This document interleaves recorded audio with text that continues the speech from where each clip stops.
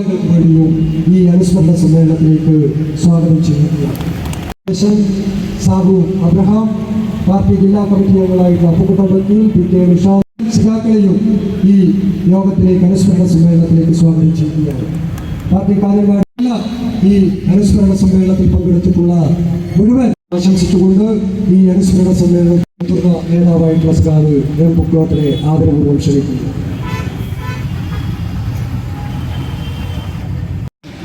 ഇരിക്കണമെന്ന് ഞാൻ പറയുന്നില്ല, ഒഴിഞ്ഞു കിടക്കുന്നത് പാലക്കാട് പാർട്ടിയുടെ പിന്നീട് കാസർഗോഡ് ജില്ല രൂപീകരിച്ചതിന് ശേഷവും നമ്മുടെ പാർട്ടിയുടെ നേരത്തെ നിലയിലേക്ക് ഉയർത്തിക്കൊണ്ടുവരുന്നതിന് വേണ്ടിയിട്ട്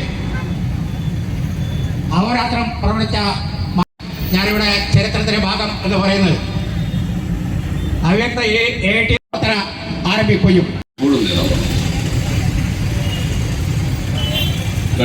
സെക്രട്ടറിയായി സംസ്ഥാന കമ്മിറ്റി ആക്കുന്നതാണ്. ഈ അനുസ്മരണ സമ്മേളനത്തിൽ അദ്ദേഹത്തിന്റെ സ്മരണയ്ക്ക് മുമ്പിൽ ആദരാജ്യ പ്രസ്ഥാനം ഇതിന്റെ വളർച്ചയിൽ വലിയ പങ്കുവഹിച്ച ആ സഖാവിനെ പോലുള്ളവരുടെ പരിശ്രമങ്ങളെ ബഹുമാനിക്കാൻ മുന്നോട്ട് നയിക്കാൻ നേതൃത്വം വലിയ ഉയർന്ന ജോലികൾക്കായി ചില ആളുകൾ വിദേശത്തൊക്കെ പോകാറുണ്ട്. അതൊക്കെ ഒരു പ്രത്യേക സാഹചര്യത്തില്ല. അവരുടെ വിദ്യാഭ്യാസം അവർക്ക് നൽകുന്ന പുതിയ അവസരങ്ങളാണ്. കായികാധ്വാനം ചെയ്യാനാണ് വടക്കേ ഇന്ത്യയിലെ തൊഴിലാളികൾ ഇങ്ങോട്ട് വരുന്നത്. ഇവിടുത്തെ നിർമ്മാണ ജോലികൾ, റോഡ് നിർമ്മാണം, കെട്ടിട നിർമ്മാണം, പ്ലാന്റേഷനുകളിൽ, ഹോട്ടലുകളിൽ, ഷോപ്പുകളിൽ, ബാർബർ കടകളിൽ, തുന്നൽ കേന്ദ്രങ്ങളിൽ അവർ ജോലി ചെയ്യാത്ത ഒരു മേഖലയുമില്ല. കാഞ്ഞങ്ങാട് പറന്നു വീണ ഒരാൾ, വലിയ വിദ്യാഭ്യാസം, വലിയ തൊഴിലിനുള്ള പരിശീലനം നേടാത്ത ഒരാൾക്ക് ജീവിക്കാനുള്ള വരുമാനം ഈ നാട്ടിലൊരു ജോലിയിൽ നിന്ന് കിട്ടുമെങ്കിൽ ആ വരുമാനം ഉണ്ടാക്കി നമ്മൾ ജനിച്ചു വളർന്ന നാട്ടിൽ കുടുംബാംഗങ്ങളോടും സ്നേഹിതന്മാരോടും കൂടെ പഠിച്ചവരോടുമൊക്കെ രണ്ട് തമാശ പറഞ്ഞും അവരുടെ കല്യാണത്തിലും പരിപാടികളിലൊക്കെ പങ്കെടുത്തും കൂടിക്കഴിയുന്നത് പോലുള്ളൊരു സുഖം നിങ്ങൾക്ക് എവിടെ പോയാലും കിട്ടാൻ? ആ സൗകര്യങ്ങൾ മുഴുവൻ ഉപേക്ഷിച്ച് ഈ വടക്കേ ഇന്ത്യയിലെ തൊഴിലാളികൾ കേരളത്തിലേക്ക് വരുന്ന എന്തുകൊണ്ട്? കേരളം ജീവിക്കാൻ പറ്റിയ പ്രദേശമായതുകൊണ്ട്. ഇവിടെ തൊഴിൽ ചെയ്താൽ ന്യായമായ കൂലി കിട്ടും. ഒറീസയിൽ നിന്ന് വരുന്നൊരു തൊഴിലാളിയോ അല്ലെങ്കിൽ ആസാമിൽ നിന്ന് വരുന്നൊരു തൊഴിലാളിയോ ഇവിടെ ജോലി ചെയ്യുമ്പോൾ അവർക്ക് മലയാളികളെക്കാൾ കുറഞ്ഞ കൂലി കൊടുക്കുന്നുണ്ടോ? എല്ലാം ഒരു കൂലിയാണ്. അവരോട് എന്തെങ്കിലും വിവേചനം കാണിക്കുന്നുണ്ടോ കേരളീയർ? സാധാരണ തൊഴിലാളികളോടെന്ന പോലെ അവരോട് പെരുമാറുന്നുണ്ട്. സുരക്ഷിതമായി അവർ ജീവിക്കുന്നുണ്ട്, ഒരു പ്രശ്നമില്ല. എങ്ങനെയാണ് ഈ അന്തരീക്ഷം ഉണ്ടാക്കിയത്? കേരളത്തിലെ പോലെ തൊഴിലാളികൾക്ക് കൂലി കിട്ടുന്ന ഒരു സംസ്ഥാനം ഇന്ത്യ രാജ്യത്ത് വേറെയില്ല. ഇടതുപക്ഷ ഗവൺമെന്റുകൾ ഇടയ്ക്കിടയ്ക്ക് ഉണ്ടാക്കിയ നിയമ നടപടികളിലൂടെ സാധാരണ കൂലി വേലക്കാരുടെ കൂലി വർദ്ധിപ്പിച്ചു കൊണ്ടുവന്നിട്ടുണ്ട്. മിനിമം വേജ് നിയമം എന്ന് പറയുന്നൊരു നിയമമുണ്ട് ഇന്ത്യ രാജ്യത്ത്. ആ നിയമപ്രകാരം ഒരാൾക്ക് കുടുംബമായി ജീവിക്കാൻ ചുരുങ്ങിയ വേതനം എന്തു വേണമെന്ന് നിയമപ്രകാരം തീരുമാനിക്കുന്ന ഒരു ഫോർമുലയുണ്ട്. അതനുസരിച്ചാണ് തീരുമാനിക്കുന്നത്. അതൊക്കെ നടപ്പാക്കിയ നാടാണ് നമ്മുടെ കേരളം. അതിനുമുപരി ഇതെല്ലാം നേടിയെടുക്കാൻ നിരവധിയായ സമരങ്ങൾ നടത്തി തൊഴിലാളി പ്രസ്ഥാനം ശക്തിയായി മുന്നോട്ട് വന്നതിൻ്റെ ഭാഗമാണ് ഇതൊക്കെ നമുക്ക് കിട്ടിയത്. ആരാണ് ഇതിന് മുൻകൈയെടുത്ത്? ഇവിടെ ഇന്ന് വലിയ ബടായി പറഞ്ഞു നടക്കുന്ന കോൺഗ്രസിന് ഇതിൽ വല്ല പങ്കുണ്ടോ? BJPക്ക് വല്ല പങ്കുണ്ടോ? അവർക്ക് അങ്ങനെ ഒരു പങ്ക് വഹിക്കാൻ ഉണ്ടായിരുന്നെങ്കിൽ അവർ ഭരിച്ചുകൊണ്ടിരുന്ന സംസ്ഥാനത്ത് ഈ മാറ്റം കാണണ്ടേ? BJP ഭരിക്കുന്നിടത്ത് കാണണ്ടേ? ഗുജറാത്തിലുണ്ടോ? ഇപ്പോൾ മധ്യപ്രദേശിലെ ഒരു ദിവസത്തെ സാധാരണ തൊഴിലാളികളുടെ കൂലി 300 രൂപയിൽ താഴെയാണ്. ഇവിടെ നിങ്ങൾക്ക് ചിന്തിക്കാൻ പറ്റുമോ? അർദ്ധ പട്ടിണിയുമായിട്ടാണ് അവർ കഴിഞ്ഞുകൂടുന്നത്. ഇന്ന് കേരളത്തിൽ മാനമായി ജീവിക്കാൻ കഴിയുന്ന പാർപ്പിടങ്ങളില്ലാത്ത കുടുംബം വളരെ വളരെ അപൂർവമാണ്. വൈദ്യുതിയും കുടിവെള്ളവും ലഭിക്കാത്ത വീടുകൾ ഒന്നുപോലും കേരളത്തിലില്ല എന്ന് വേണേൽ പറയാം. എങ്ങനെയാണ് ഈ കേരളം ഇങ്ങനെയായത്? ഒരു ദിവസം കൊണ്ട് കണ്ണ് അടച്ച് തുറക്കുമ്പോൾ മാറ്റം വന്നത്. അലാവുദ്ദീൻ്റെ അത്ഭുത വിളക്ക് വരസിയപ്പോൾ ഭൂതം പ്രത്യക്ഷപ്പെട്ട് കൊട്ടാരം ഉണ്ടാവട്ടെ എന്ന് പറഞ്ഞപ്പോൾ കൊട്ടാരം ഉണ്ടായതാണോ? പാഞ്ചാലിയുടെ അക്ഷയപാത്രം വിളമ്പി തന്നതാണോ? അധ്വാനിക്കുന്ന മനുഷ്യരുടെ സമരത്തിലൂടെയാണ് ഈ മാറ്റങ്ങൾ ഉണ്ടായത്. കൃഷിക്കാരും തൊഴിലാളികളും യുവാക്കളും വിദ്യാർത്ഥികളും എല്ലാം ചേർന്ന് നടത്തിയ വലിയ സമരങ്ങൾ. ആരാ ഇതിന് നേതൃത്വം കൊടുത്തു? കമ്മ്യൂണിസ്റ്റുകാർ, സഖാവ് AK പോലുള്ള ആളുകൾ, EMSും AKGയും കൃഷ്ണപിള്ളയും നായനാരും നിരവധിയായ നേതാക്കളുടെ നേതൃത്വത്തിൽ അധ്വാനിക്കുന്ന വർഗം നടത്തിയ സമരത്തിലൂടെയാണ് നമ്മൾ ഈ അവസ്ഥയിലെത്തിയതെന്ന് ഓർക്കണം. ഇതിനൊന്നും കോൺഗ്രസിന് ഒരു പങ്കുമില്ല. കോൺഗ്രസ് അക്കാലത്ത് മുതലാളിമാരുടെ പക്ഷത്ത് നിന്ന് നമ്മുടെ സമരത്തെ തകർക്കാൻ കരിങ്കാലി പണിയെടുക്കുന്നവരാണ്.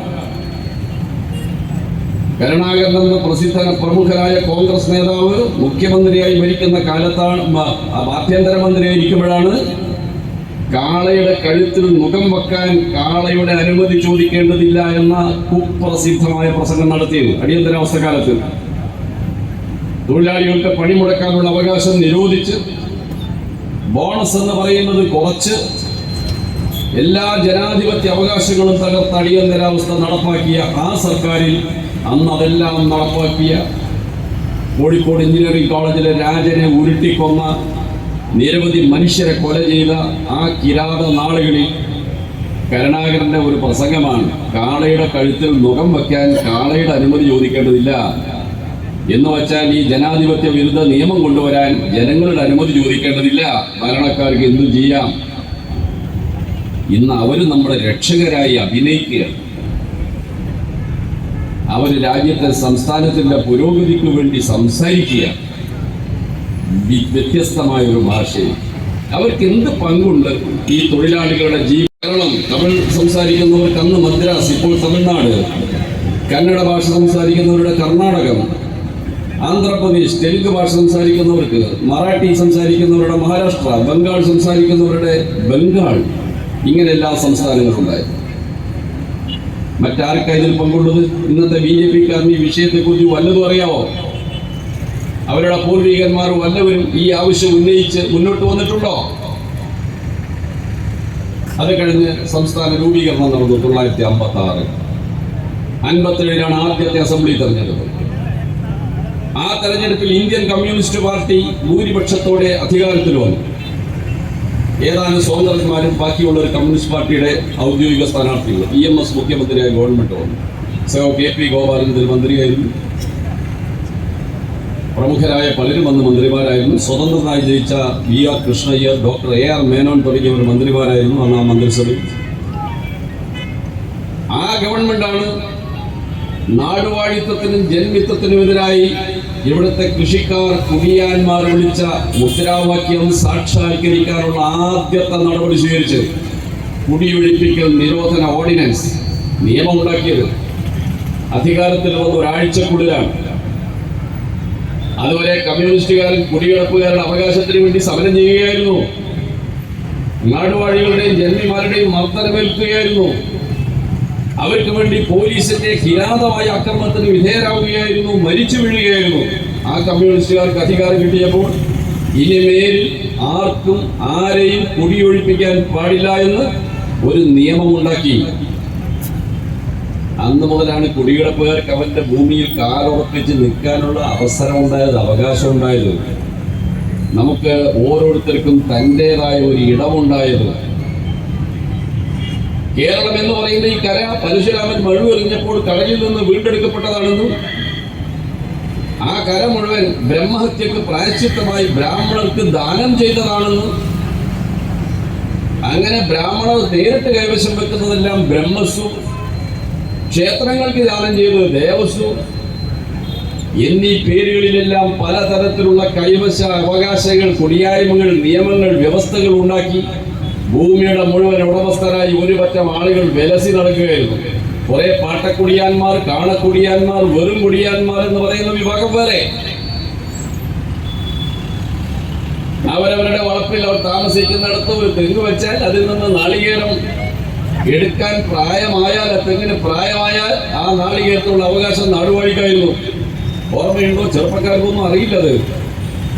ചങ്ങമ്പുഴയുടെ വാഴക്കൊല എന്ന കവിത വായിച്ചവർ എത്ര പേരുണ്ട് ഈ യോഗത്തിൽ? ആ പാട്ട് കേട്ടവർ എത്ര പേരുണ്ട്? പഴയ കാലത്ത് കൊലയിൽ നിന്ന് വിളിക്കുന്ന പാവപ്പെട്ട ഒരു കർഷക തൊഴിലാളി കുടിലിന് മുമ്പിൽ ഒരു വാഴ നട്ടതും അത് കൊലച്ചതും, കൊല വന്നപ്പോൾ അത് നാളെ പഴുക്കും, മറ്റന്നാൾ വെട്ടും, അച്ഛൻ വീട്ടിനകത്ത് വെക്കും, അപ്പോൾ ഞാനൊന്ന് കട്ടു തിന്നും എന്ന് സ്വപ്നം കണ്ട് പാട്ടുപാടിയ കൊച്ചു കുട്ടികളുടെ മനോഗതിയെ കവിതയാക്കിയ ചങ്ങമ്പുഴ പാട്ടവാക്കി എന്ന നാടകത്തിലൂടെ എങ്ങനെയാണ് പാട്ട കൈവശക്കാരെ ജന്മിമാർ ഒഴിപ്പിക്കുന്നതിന്റെ ഏറ്റവും മൃഗീയമായ വശം ജനങ്ങളെ ബോധ്യപ്പെടുത്തിയ കേദാമോദറിന്റെ പാട്ടവാക്കി ഏതെല്ലാം കലാസൃഷ്ടികളാണെന്ന് കമ്മ്യൂണിസ്റ്റുകാർ നാട്ടിൽ അവതരിപ്പിച്ചത്. ജനങ്ങളെ ബോധ്യപ്പെടുത്താൻ, ജനങ്ങളെ സംഘടിപ്പിക്കാൻ